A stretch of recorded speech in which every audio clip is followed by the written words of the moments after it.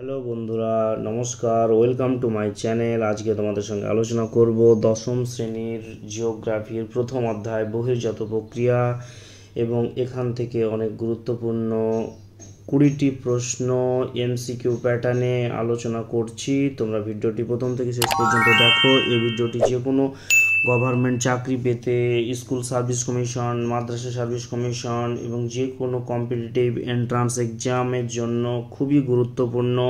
ভিডিওটি ভালো লাগলে অবশ্যই সাবস্ক্রাইব করে দিও এবং নোটিফিকেশন অল বাটনে ক্লিক করে দিও। শুরু করা যাক এবার তাহলে। এখানে প্রথম প্রশ্ন, যে প্রক্রিয়ায় বিভিন্ন প্রাকৃতিক শক্তি ভূপৃষ্ঠের উপর কাজ করে ভূমিরূপের পরিবর্তন ঘটায় তাকে বলে? প্রথম অপশন বহির্জাত প্রক্রিয়া, দ্বিতীয় অপশন রয়েছে অন্তর্জাত প্রক্রিয়া, তৃতীয় অপশন রয়েছে গিরিজনীয় আলোড়ন, চতুর্থ অপশন রয়েছে মহীভাবক আলোড়ন। এখানে প্রথমে বুঝতে হবে প্রাকৃতিক শক্তি বলতে কি বোঝে। প্রাকৃতিক শক্তি বলতে এখানে নদী, বায়ু, হিমবাহ, বিভিন্ন ক্ষয়কারী প্রাকৃতিক শক্তি, এগুলো ভূপৃষ্ঠের উপরে ক্রমাগত কাজ করে এবং ভূমি রূপের পরিবর্তন ঘটায়। ভূমি মানে মাটি আর রূপ মানে চেহারা। তাহলে ভূমির যে চেহারা বা ভূমির যে রূপ বা ভূমির যে পরিবর্তন ঘটায় তাকে বলা হয় বহির্জাত প্রক্রিয়া। এটাই হলো অ্যান্সার, বহির্জাত প্রক্রিয়া। নেক্সট প্রশ্ন, ক্ষয়ীভবন হলো প্রথম অপশন গতিশীল প্রক্রিয়া, দ্বিতীয় অপশন রয়েছে মহাজাগতিক প্রক্রিয়া, তৃতীয় অপশন রয়েছে ধীরগতি প্রক্রিয়া, অপশন ডি স্থিতিশীল প্রক্রিয়া। এখানে ক্ষয়ীভবনটা কি বুঝতে হবে। অ্যাকচুয়ালি ক্ষয়ীভবনটা হলো আবহ বিকারের ফলে সৃষ্ট শিলাচূর্ণ, বিভিন্ন প্রকার ক্ষয়কারী প্রাকৃতিক শক্তি, ওই নদী, বায়ু, হিমবাহ, বিভিন্ন প্রকার প্রাকৃতিক শক্তির দ্বারা একই স্থান থেকে অন্য স্থান যখন অপসারিত হবে তখন সেটা হবে ক্ষয়ীভবন। সেই ক্ষয়ীভবন তাহলে একই স্থান থেকে যখন অন্য স্থানে যাওয়া, তার মানে ক্ষয়ীভবন হলো একটা গতিশীল প্রক্রিয়া।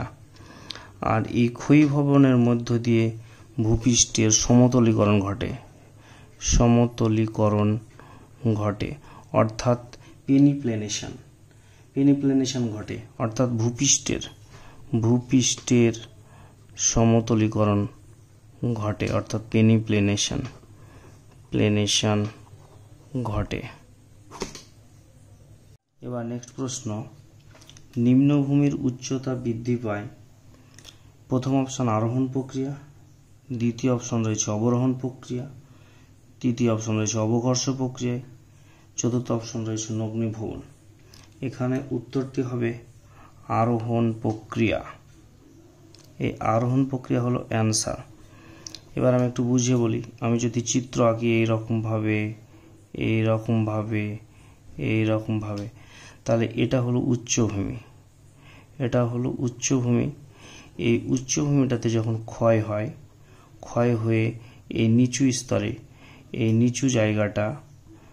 নিচু জায়গাটাতে জমা হয়, সঞ্চয় কার্য ঘটে। আর এই জায়গাটাকে আমরা বলা হয় আরোহণ প্রক্রিয়া। এটা হলো আরোহণ, অর্থাৎ এই নিচু জায়গায় যখন সঞ্চয় কার্য হয়, ক্রমাগত নুড়ি, কাকর, পলি, বালি, বিভিন্ন প্রকার ক্ষয়কারী প্রাকৃতিক শক্তি কারণে জমা হয়, এর ফলে সঞ্চয় কার্য হতে হতে এই নিচু জায়গার উচ্চতা যখন বৃদ্ধি পাবে তখন সেটাকে বলা হবে আরোহণ প্রক্রিয়া। এবং এই জায়গাটা যেটা ক্ষয় হচ্ছে সেটা হলো অবরোহণ প্রক্রিয়া।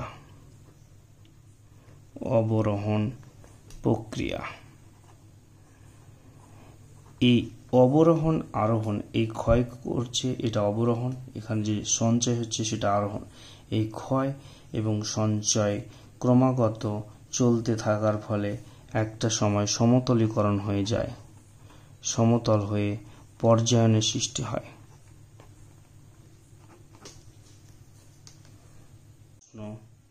বহির্জাত প্রক্রিয়ার মূল উৎস হল প্রথম অপশন রয়েছে সূর্য, দ্বিতীয় অপশন রয়েছে নদী, তৃতীয় অপশন রয়েছে বায়ু, চতুর্থ অপশন রয়েছে হিমবাহ। এখানে অ্যান্সার হবে সূর্য। এখানে নেক্সট প্রশ্ন, 5 নম্বর প্রশ্ন, আরোহণ ও অবরোহণ প্রক্রিয়ার সম্মিলিত ফল হলো। প্রথম অপশন রয়েছে পর্যায়ন, দ্বিতীয় অপশন রয়েছে পঞ্জিত ক্ষয়, তৃতীয় অপশন রয়েছে ক্ষয়ীভবন, চতুর্থ অপশন রয়েছে নগ্নীভবন। এখানে অ্যান্সারটা হবে পর্যায়ন। এই পর্যায়ন কিভাবে হলো আমি প্রথমেই বললাম, এই যে উচ্চভূমি সেটা সঞ্চয় কার্য হয়ে আস্তে আস্তে এভাবে সমতলীকরণ হয়ে যায়, এটা হলো ক্ষয় হয়, এটা হলো উচ্চভূমি, সেই ক্ষয় হওয়ার ফলে এটা সঞ্চয় কার্য হয়, সঞ্চয় মানে হলো আরোহণ, ক্ষয়, এখানে অবরোহণ প্রক্রিয়া চলে। এই ক্ষয় এবং সঞ্চয় অর্থাৎ অবরোহণ আরোহণ প্রক্রিয়ার যে সম্মিলিত ফল সেটাই হবে সমতলীকরণ অর্থাৎ পর্যায়ন। নেক্সট প্রশ্ন, অবরোহণের অপর নাম কি?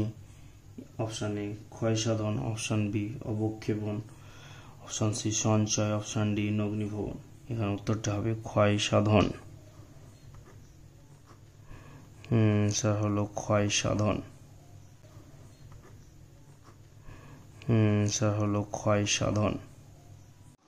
এখানে বলা হয়েছে যে প্রক্রিয়ার মাধ্যমে ক্ষয়, বহন ও সঞ্চয়ের মধ্যে সামঞ্জস্য তৈরি হয় তা হলো, প্রথম অপশন রয়েছে পর্যায়ন, দ্বিতীয় অপশন রয়েছে ক্ষয়ীভবন, তৃতীয় অপশন রয়েছে আবহবিকার, চতুর্থ অপশন রয়েছে নগ্নীভবন।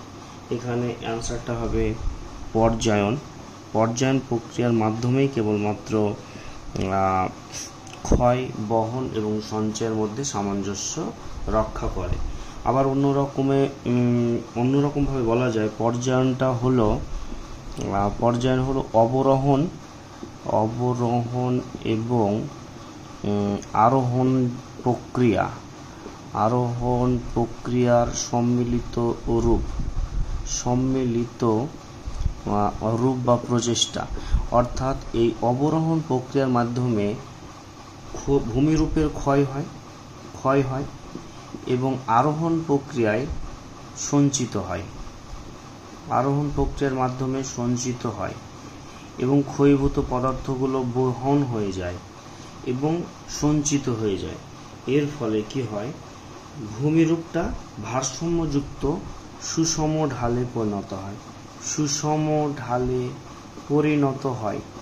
সুষম ঢালে পরিণত হওয়ার ফলে এই যে পর্যায়ন প্রক্রিয়ার মাধ্যমে যে ভূমিরূপ সৃষ্টি হয় তখন সেটাকে বলা হচ্ছে পর্যায়িত ভূমিরূপ।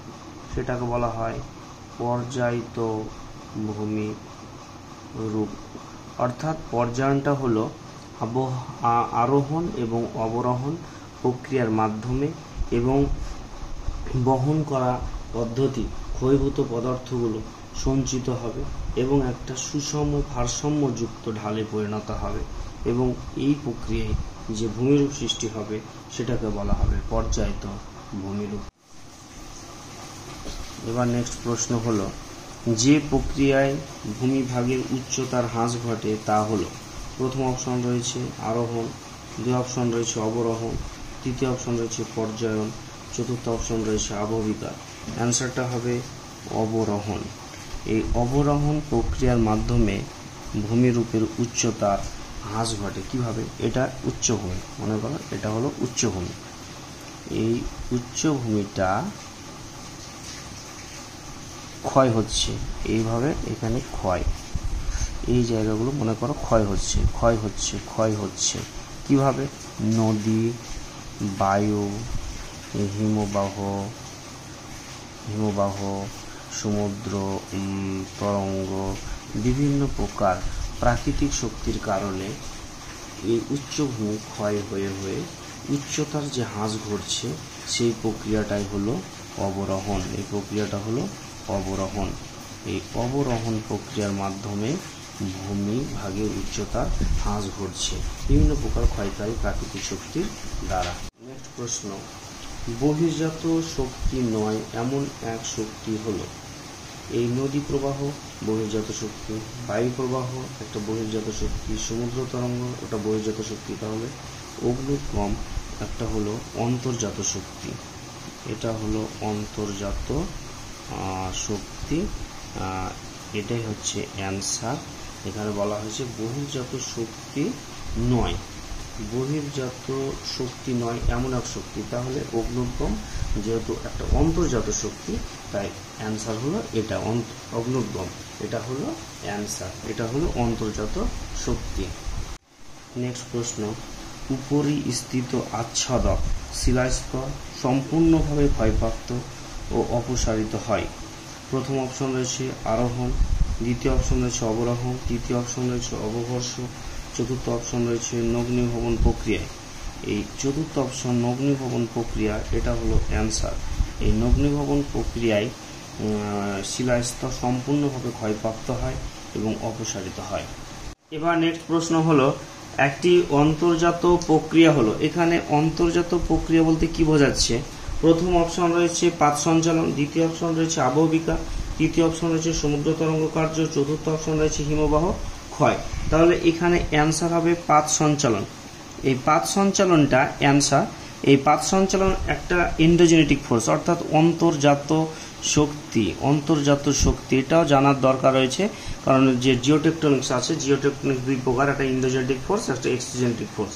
তার মধ্যে পাত সঞ্চালন হচ্ছে এন্ডোজেনেটিক ফোর্স, আর আবহবিকার সেটা হচ্ছে এক্সোজেনেটিক ফোর্স, এটা সমুদ্র তরঙ্গ এক্সোজেনেটিক ফোর্স, হিমবাহ ক্ষয় এক্সোজেনেটিক ফোর্স। অর্থাৎ এটা হলো বহির্জাত শক্তি, এটা বহির্জাত শক্তি, এটা বহির্জাত শক্তি, এটা জেনে রাখার প্রয়োজন রয়েছে।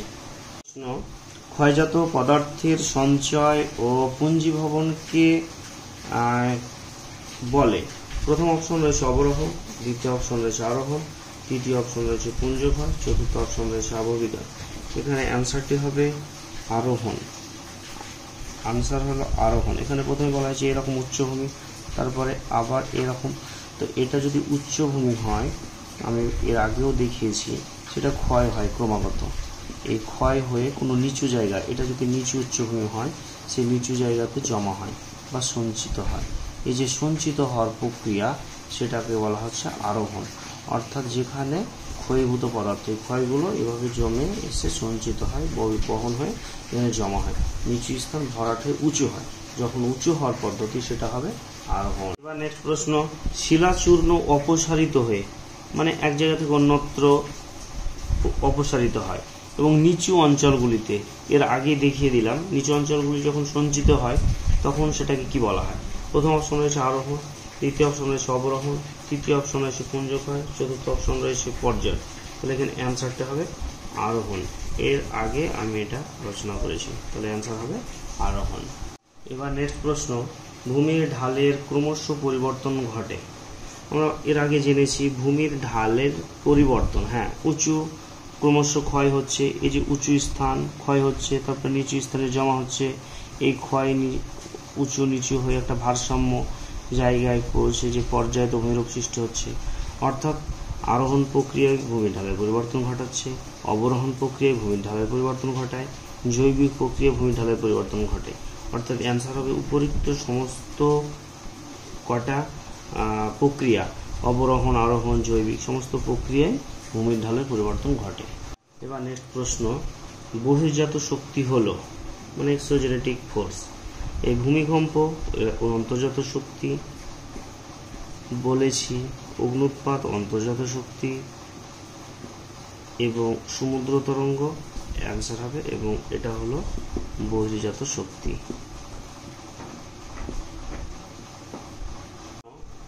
প্রথম পর্যায়ে গঠিত একটি ভূমিরূপ হলো, প্রথম অপশন রয়েছে পর্বত, দ্বিতীয় অপশন রয়েছে মহাদেশ, তৃতীয় অপশন রয়েছে জলপ্রপাত, চতুর্থ অপশন রয়েছে মালভূমি। এখানে অ্যান্সারটি হবে মহাদেশ। মহাদেশ হচ্ছে প্রথম পর্যায়ে গঠিত একটি ভূমিরূপের উল্লেখযোগ্য উদাহরণ। এরপরে নেক্সট প্রশ্ন, অনেক সময় দেখা যায় আলগা মাটি ও শিলাস্তূপ অভিকর্ষ বলের টানে, সম্পূর্ণ অভিকর্ষ বলের টানে ভূমির ঢাল বরাবর নিচে নেমে এলে তাকে কি বলা হয়? ক্ষয়ীভবন প্রথম অপশন, দ্বিতীয় অপশন রয়েছে পুঞ্জক্ষয়, তৃতীয় অপশন রয়েছে অবরোহণ, চতুর্থ অপশন রয়েছে আরোহণ। এখানে অ্যান্সারটা হবে পুঞ্জক্ষয়, অর্থাৎ এটা হলো মাস ওয়াস্টিং। অর্থাৎ আমি যদি এইভাবে একটা ভূমিরূপ করি, এইভাবে এটা হলো উচ্চভূমি, ক্রমাগত ক্ষয় হচ্ছে, বৃষ্টির জল পড়ছে, বৃষ্টির জল পড়ে এইভাবে আলগা মাটি বা শিলাস্ত ভূমির ঢাল বরাবর এই যে মাস ষষ্ঠী কুঞ্চিত স্খলন হচ্ছে, হয়ে আস্তে আস্তে ভাবে এখানে ক্ষয়ী ভবনে হচ্ছে, ক্ষয়ী ভবন হয়ে এভাবে চলে যাচ্ছে।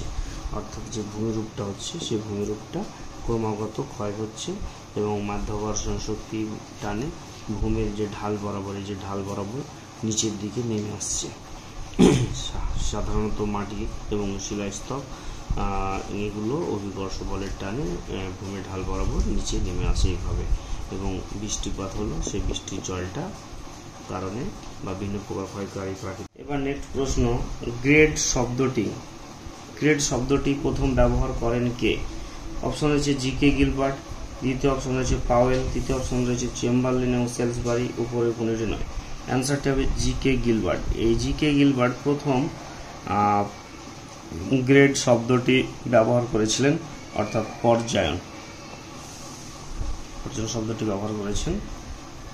নেক্সট প্রশ্ন, আবহবিকারের ফলে, অর্থাৎ এটাকে বলা হচ্ছে ওয়েদারিং, আবহবিকারের ফলে সৃষ্ট শিলাচূর্ণকে কি বলে? প্রথম অপশন রয়েছে রেগোলিথ, দ্বিতীয় অপশন রয়েছে পুঞ্জক্ষয়, তৃতীয় অপশন রয়েছে নিম্নক্ষয়, চতুর্থ অপশন হলো নগ্নিভব। এখানে অ্যান্সার হবে রেগোলিথ।